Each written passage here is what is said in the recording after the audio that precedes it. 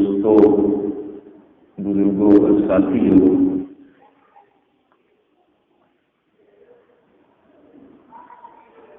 چودہ سو 32 ہجری کا تیسرا مہینہ ماہ ربیع الاول رواں ہے۔ ہر منبر و محراب سے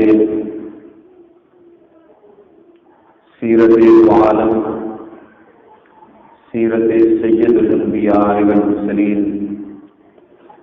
حضرت محمد مصطفیٰ احمد مجتبیٰ صلی اللہ تعالی علیہ وسلم کی زندگی کے واقعات، حالات، آقا کے تذکراجات کی ایک گونج پیدا ہو رہی ہے۔ کوئی آقا کی مکی زندگی بیان کر رہا ہے، کوئی مدینہ کی زندگی پر روشنی ڈال رہا ہے، کوئی آقا کی محبت، آقا کی سخاوت، امانت، دیانت بیان کر رہا ہے، تو کوئی کافروں کے ساتھ آقا کا جہاد،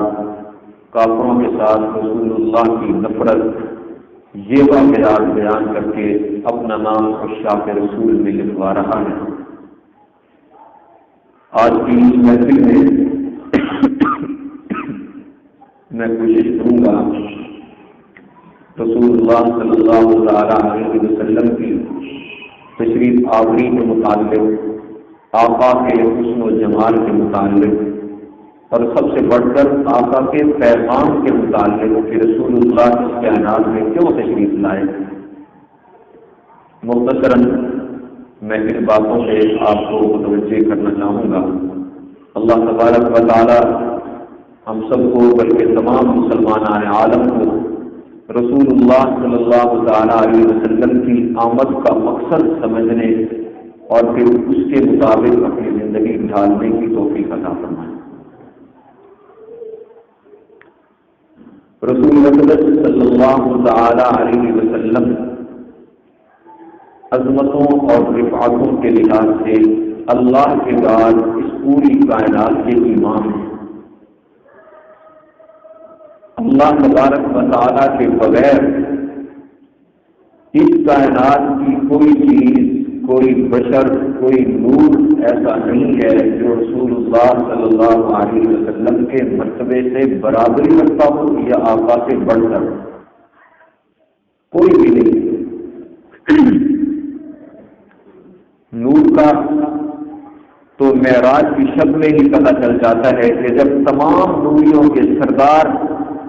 حضرت جبرائیل امین آقا کے ساتھ بحیثیت خادم چل رہے ہیں، اگر کوئی فرشتہ آقا علیہ السلام سے مرتبے میں زیادہ ہوتا، رتبہ اور مقام میں زیادہ ہوتا، تو حضرت جبریل آقا کے خادم نہ بنتے۔ جب تمام نوریوں کے سردار کو بھی اللہ نے کملی والے پیغمبر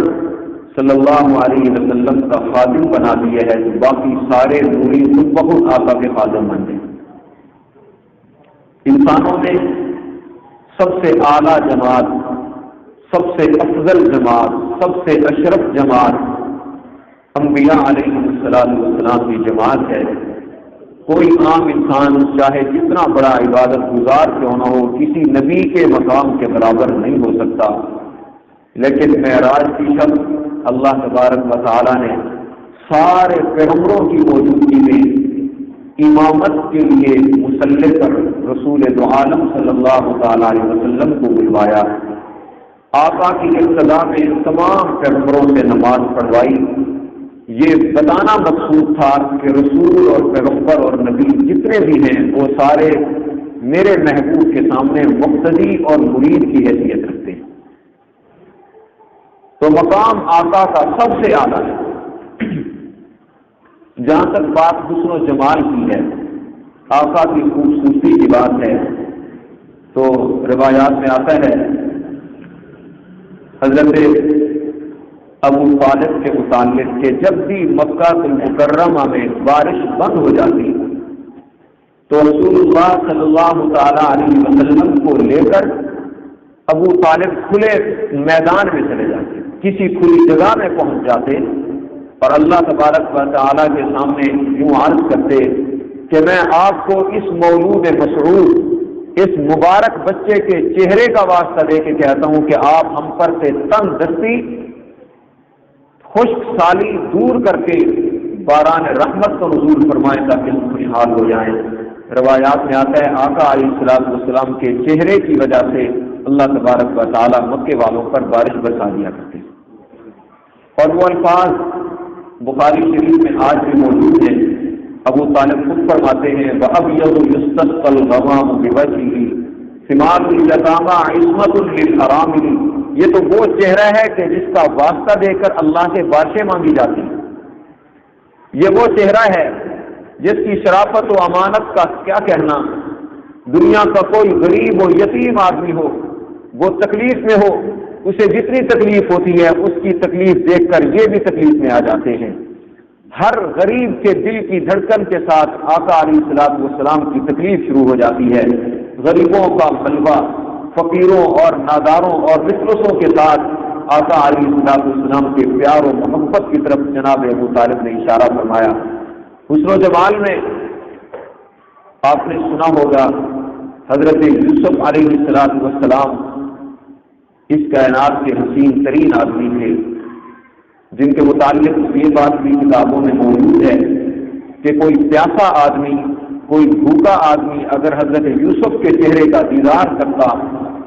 اس کی بھوک ختم ہو جاتی، اس کی پیاس بجھ جاتی۔ ہر نبی کو اللہ تبارک و تعالیٰ نے ایک عجیب چیز دی ہے۔ داؤد علیہ الصلوۃ والسلام کے بارے میں آتا ہے جناب داؤد جب اپنے اوپر نازل ہونے والی کتاب تورات کو پڑھنے لگتے تھے، تورات کو پڑھنے کے لیے بیٹھتے تھے، روایات میں آتا ہے جو پرندہ اپنے گھونسلے سے باہر نکلتا، اور وہ اس لیے باہر نکلتا کہ میں کہیں سے دانا پانی لے آؤں، اپنا پیٹ پالوں، اپنے بچوں کا پیٹ پالوں، اور درمیان میں جناب داؤد زبور پڑھ رہے ہوتے تو وہ پرندہ اسی جگہ ٹھہر جاتا، جناب داؤد کی زبور سننے لگ جاتا، حتیٰ کہ بعض پرندے اسی جگہ بیٹھے بیٹھے بھوک کی وجہ سے مر جاتے، مگر جناب داؤد کی آواز میں اتنی مست ہو جاتے انہیں پتہ ہی نہیں ہوتا ہم گھر سے کیا کرنے کے لیے آئے، بھوک اور پیاس کی وجہ سے جان دے رہے ہیں، مگر اتنا دل نہیں کرتا کہ یہ خوش آواز، یہ خوبصورت آواز چھوڑ کے ہم کسی اور طرف چلے جائیں۔ یہ ملکہ اللہ تبارک و تعالیٰ نے حضرت داؤد کو عطا فرمایا، اور جناب یوسف علیہ الصلوۃ والسلام کو حسن عطا فرمایا کہ بھوکا آئے تو بھوک مٹ جائے، پیاسا آئے پیاس بجھ جائے، پریشان حال لوگ جناب یوسف کے پاس آئے، چہرے کا حسن و جمال دیکھ کر اپنی پریشانیاں بھول جائیں۔ یہ عظیم انعام اللہ تبارک و تعالیٰ نے حضرت یوسف کو عطا فرمایا۔ اور مصر کی ان چند عورتوں نے جو ایک محفل میں اکٹھے بیٹھی ہیں، عزیز مصر کی بیوی کی دعوت پر آئی ہیں، سب کو ایک کمرے میں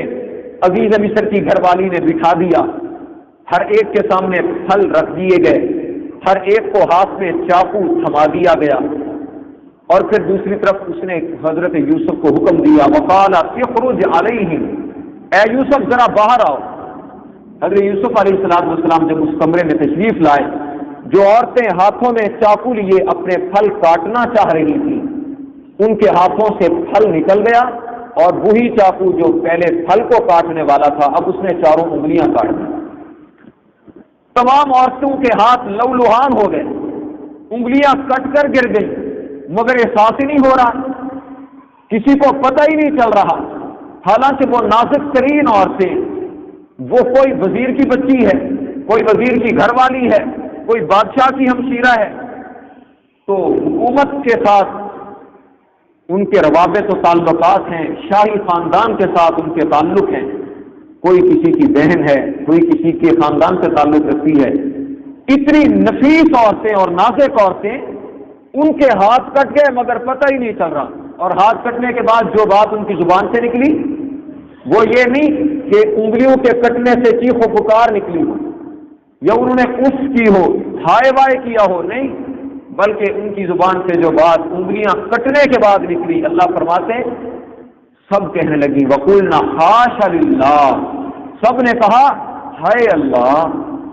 ما ھذا بشرا، یہ جس کو ہم دیکھ رہے ہیں یہ انسان نہیں معلوم ہو رہا، ان ھذا الا ملک کریم، یہ تو کوئی فرشتہ ہے کہ جس کے حسن و جمال کا عالم اتنا آگے ہے۔